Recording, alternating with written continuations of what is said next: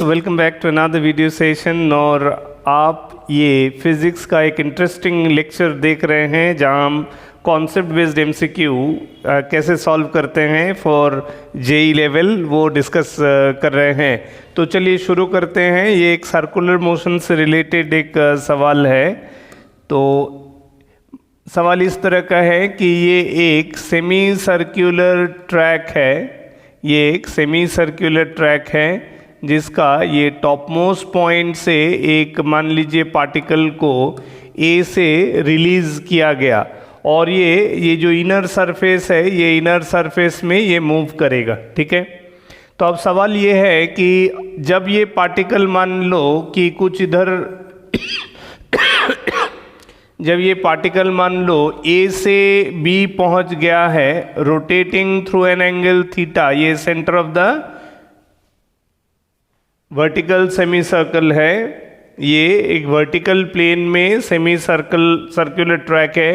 उस ट्रैक के इनसाइड में एक एम मास का, इसका मास वैल्यू एम मान लेते हैं। एम मास का एक पार्टिकल है जिसको फ्रॉम रेस्ट रिलीज किया गया from the top most point of this semi vertical circular track. तो अब सवाल है कि ये जैसे जैसे नीचे उतरता जाएगा in along the inside portion of the circular track, इसमें हमको एक रेशियो के बारे में बात करना है। एक रेशियो के बारे में बात करना है और वो रेशियो है सेंट्रीपिटल मैग्नीट्यूड ऑफ, वो रेशियो है magnitude of centripetal force, magnitude of centripetal force to the normal reaction, to the normal reaction, यानी कि जो ट्रैक है इस ट्रैक से जो नॉर्मल कॉन्टैक्ट फोर्स मिलेगा वो नॉर्मल रिएक्शन। ये magnitude of ratio of magnitude of centripetal force to the normal reaction, ये जो रेशियो होगा है ना, ये रेशियो का ग्राफ क्या होगा। मान लो ये रेशियो को मैं x नाम से लिख देता हूँ। If x representing that ratio, तो उसका मान लो ग्राफ में क्या होगा, ये x टू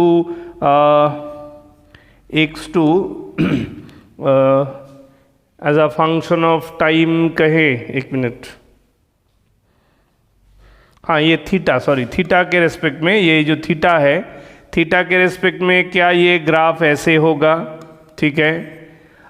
क्या ये जो रेशियो है वो थीटा के रेस्पेक्ट में ऐसे होगा, है ना। क्या वो ग्राफ थीटा के रेस्पेक्ट में ऐसे होगा। कई ऑप्शन हम लोग उसको डिस्कस कर रहे हैं। क्या वो ग्राफ थीटा के रेस्पेक्ट में ऐसे होगा।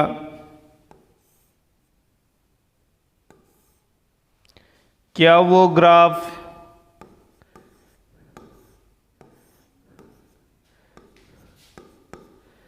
थीटा के रेस्पेक्ट में ऐसे होगा। तो this are the 5 options that we have made here. 5 graph options आपके लिए मैंने दिया हुआ हूँ यहाँ। तो आपको कमेंट करना है कि इसमें से कौन सा सही ऑप्शन है। ए, बी, सी, डी और एफ में प्रोवाइडेड जो आर्गुमेंट करना है वो एक रेशियो है। किसका ratio? Magnitude of centripetal force to the normal reaction as a function of theta. ये जैसे जैसे नीचे उतरता जाएगा, क्या इसमें ये मैग्नीट्यूड ऑफ सेंट्रीपिटल फोर्स और नॉर्मल रिएक्शन का जो रेशियो होगा वो थीटा के साथ कैसे वेरी करेगा। तो ये कॉन्सेप्ट है। ठीक है। तो चलो इसका डिस्कशन करते हैं। तो जैसे कि हम देख पा रहे हैं सिचुएशन, ये जो B जो पोजीशन है, जब मास B पर आया स्टार्टिंग फ्रॉम A से B आते हुए the particle is rotating through an angle theta at its centre. ठीक है। और उसी थीटा के रेस्पेक्ट में ये रेशियो आर्गुमेंट करना है।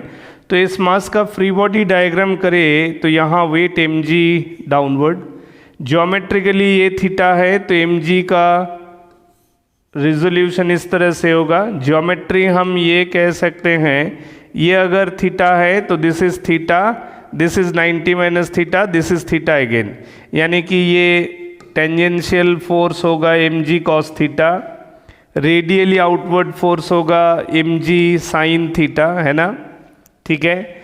अच्छा, पार्टिकल जब ए से बी पहुंचेगा so there will be a vertical height loss h, जिस कारण से हम आर्गुमेंट कर सकते हैं कि at this point it must have some velocity v, kinetic energy उसका कुछ गेन होगा because it is losing a vertical height h, है ना, h का वर्टिकल हाइट लॉस कर रहा है तो उसका पोटेंशियल एनर्जी लॉस होगा, उसकी वजह से काइनेटिक एनर्जी गेन होगा।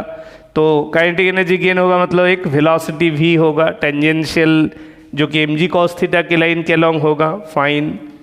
इसके अलावा इसको एक नॉर्मल रिएक्शन मिलेगा, इसको एक नॉर्मल रिएक्शन मिलेगा by the track this way, ठीक है। और हम जानते हैं कि due to this velocity there will be a centrifugal force, there will be a centrifugal force radially outward और करस्पॉन्डिंगली सेंट्रीपिटल फोर्स इनवर्ड। तो हम जो इक्वेशन लिख सकते हैं उस इक्वेशन के अकॉर्डिंग हम क्या लिखेंगे, हम लिखेंगे एट बी जो रेडियली इनवर्ड फोर्स है वो है in, and that is equal to mg sine theta, right, plus the centrifugal force. तो हमको जो सेंट्रीपिटल फोर्स का बात पूछा जा रहा है वो उतना ही है जितना सेंट्रीफ्यूगल फोर्स मैग्नीट्यूड है, तो centrifugal force will be mv square by r, ठीक है। अब इस पॉइंट में जब वो B पर आया तो B में पार्टिकल का कितना वेलोसिटी होगा ये डिसाइड करेगा बाय द एनर्जी कंजर्वेशन। ये जो एनर्जी कंजर्वेशन हम लोग यहाँ करेंगे कि उस एनर्जी कंजर्वेशन में तो हम लिख सकते हैं बिटवीन ए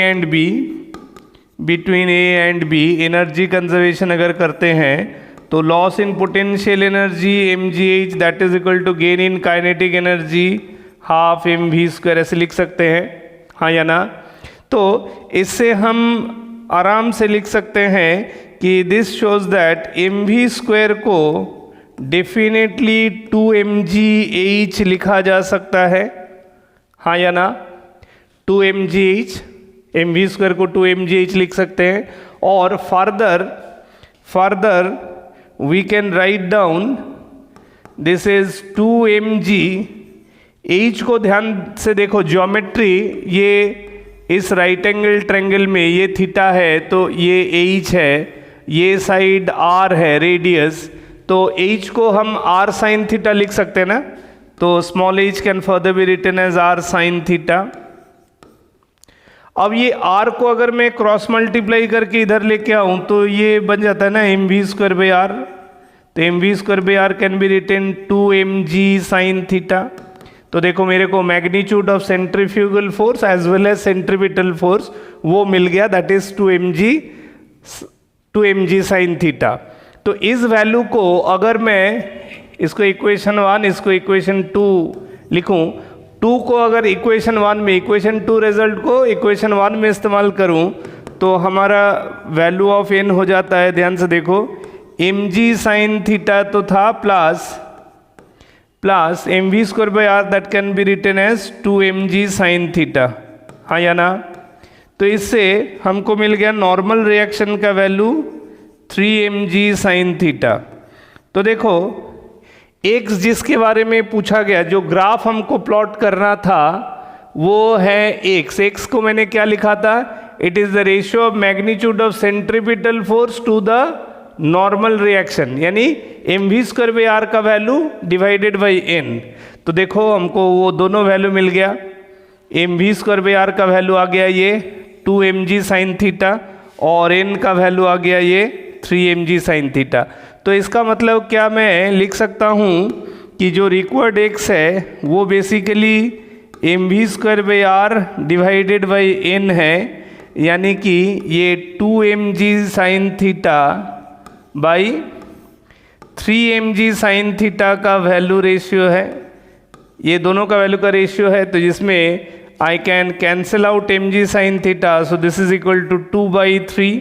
तो जब ये 2/3 हो गया यानी कि this is equal to independent of theta, independent of theta हुआ ना। ये थीटा पे डिपेंड कर रहा है क्या?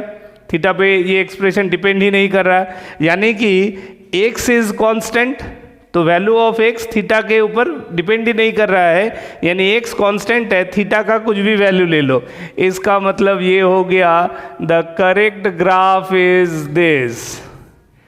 x कांस्टेंट है, देखो डायग्राम के अकॉर्डिंग मैंने ड्रॉ किया, जो लाइन है x वो parallel to theta axis, theta जिस लाइन को रिप्रेजेंट कर रहा है एक्स उसी लाइन से पैरेलल है, so it is independent of theta, यानी कि it is a straight line. तो समझ में आ गया कि जो centripetal force to normal reaction का वैल्यू हमेशा कांस्टेंट होता है। ये एक इंपॉर्टेंट कॉन्सेप्चुअल लर्निंग है। For a particle starts from zero moving along the vertical circular track provided the circular track is a smooth track. Clear है? Interesting सवाल था, कॉन्सेप्ट लर्निंग था और ट्रूली जेई लेवल प्रॉब्लम है। Keep watching.